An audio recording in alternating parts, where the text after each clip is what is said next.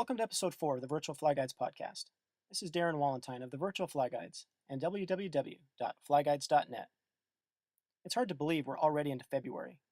This year is going by so fast, which is fly fishing code for spring is just around the corner.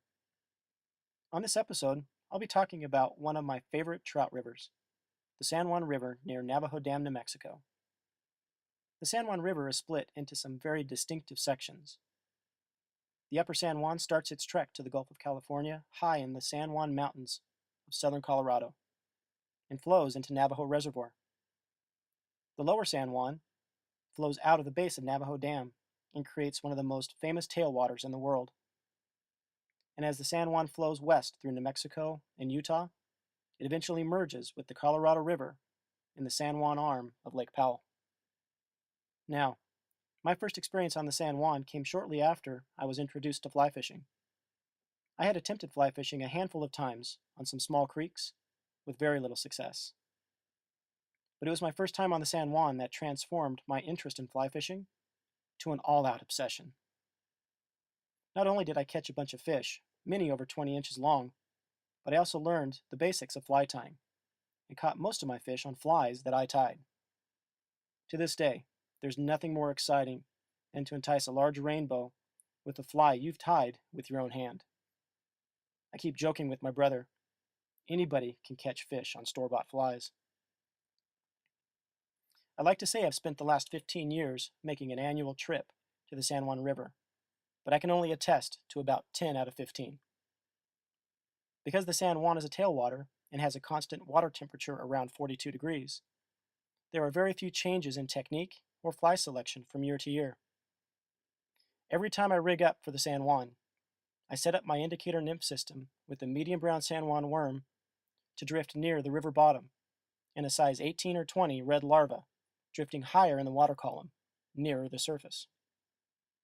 Based on the depth and the speed of the river determines the amount of weight that I add to the leader. The rule of thumb is, if you're not on the bottom, you're not catching fish. Obviously, I would get hung up on the bottom from time to time, but it definitely improved my chances for catching fish. There are a handful of locations along the river that are my go-to spots.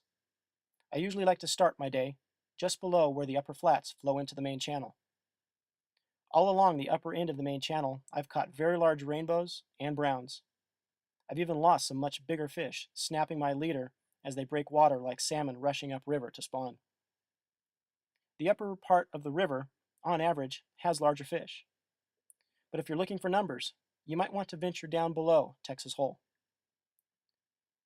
It was only a few years ago that I had my first 100 fish day on the lower river, catching 108 fish. And by the way, the same day, my brother Sean caught 112, probably on store-bought flies.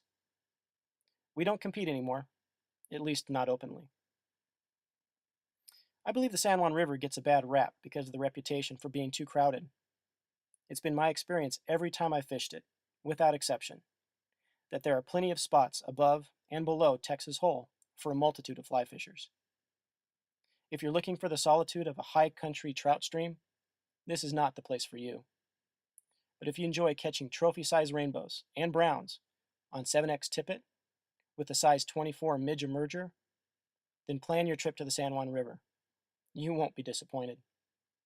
Well, that's all we have for this episode.